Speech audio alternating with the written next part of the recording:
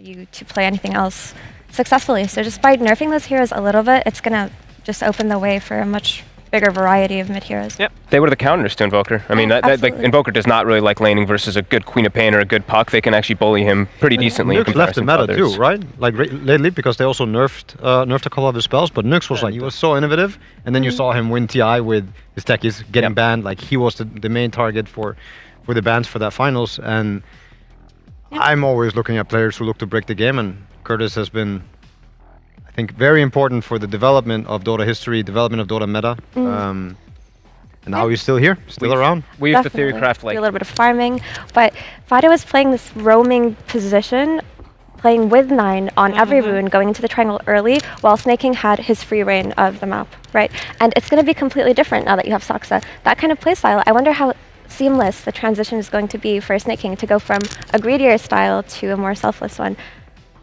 It looks like it's working so far, though. Yeah, that's the beauty of Dota 2. There's no right or wrong. It's just what fits the play style best and how greedy can you be, right? No. No, that's not how it is, Fever. Don't tell him to go greedy. No. But if he does, and Saksa is now the position 4, I agree with Jonas. It's like I think it could be more fitting. I do think Martin can do more with the farm than most other position 4s in the world. And if Snake King is bringing the heart and the soul, but also a strong early game in a lane, then I don't think they necessarily lost much. And if anything, they could have gained some. DP goes away. Tidehunter also banned. I think is also quite notable. Not a zoo hero for Neta, but it would be very strong with the TA and I think with the Weaver minus armor all the way. And Tidehunter is a hero that Tundra have flexed to 4 and 5 before, so it's not TA combo, the gives you everything. Classic in time. Good lash. Back then, TA was so much worse than it is now. It was so broken. Like, I don't know how we played versus that. I don't know how people didn't think it was that broken. Like, no, but back then it was worse. Yeah, that's true. Because you didn't have all these like talents and stuff. That I don't think he had the. I don't think he had the shard thing either. Yeah. That's true. Actually, yeah, that's true. But it's on denies. But I think I don't know. It's like there's a lot of like weird things about how Dota is like. Now the TA hero has so much more in his arsenal than he used to. I think the traps in general are probably the most ridiculous thing that haven't been touched. There's just no reason for them to do that much damage, I feel like, and TA didn't even have an Ag for a long time, right? The shard just gives like... I even could have seen it like that last game. There's potential for it. I agree with that, and they do have Sox, right? They have a clock player, they have good heroes, like a hero pool to set up for his potential abilities. Because we talk about the signature hero. Brings a lot of team fight, brings killability for the 2 cores, strength hero, Sif in life. But Stampede is also pretty valuable against Death Prophet as well. It is. But I like it better than most choices, regardless. Fair. Even though they don't have great lockdown, they don't have a way to stop the Mirana from leaping. We all put a lot of hopes and dreams into Centaur being good this patch, but so far not looking great. Mars, on the other hand, got buffed. He's been looking solid, and he opens up your draft to just combo him with whatever you want, really.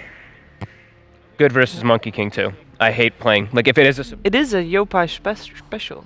And it is flex as well. Yeah. I think they would maybe go for the Ember if it's still left in. Seems to be very popular this group stages. We get the playoffs, then we get to see people actually trying bits of new heroes. You're saying people not trying in group stage? I said trying new heroes. Oh, okay.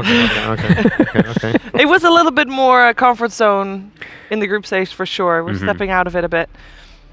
So is there, because we know Yopaj plays a lot of snap mid, but obviously first reaction from Effie, Vengeful Spirit, also good core. Would you like to see that as well? Like, do you feel like that should be open? So if Yopaj is a specialty snap mid player, then it Mars is still one of the strongest laners in the game. For sure. Let's see if CK is, because CK is also very strong. What you're saying is the buff as well. I think it does change a lot of matchups.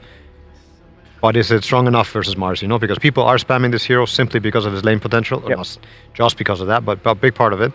Boom! What a performance. Man, FBZ, he had a bit of a slow start, but in the end, once he got to his items, the Blink Dagger, Yule Scepter, and the Shard, he was the one controlling the whole team fight. And Templar Assassin, no BKB. His positioning was really good as a Baron in this one. Oh, and Heartbreak Central for Boom. Of course, not out of the tournament. They're going to go down to the lower bracket, have a date there as well. The Secret, if I'm not mistaken, but obviously felt like there were so many moments there where they could have been able to take it, and Tundra just able to pull it out from underneath them at the end, off the back of... I've literally never seen ABBA Ags do that much before. It's like the most I've ever seen it happen. Yeah, let me just check the healing real quick. 12,000 heal coming out from Eva, but yeah, those numbers can be higher, you know, whenever you have like IO with the Holy Locket, with the mech, so... It was all in that one fight. It was all pretty much, you know, he used his Q multiple times, but this is not that high, but still, definitely the item that won them the fight. Well, an impressive showing as teams' strange pleasantries at the end of that best of 3 gave us a heck of a series here in the middle of the day. Still one more best of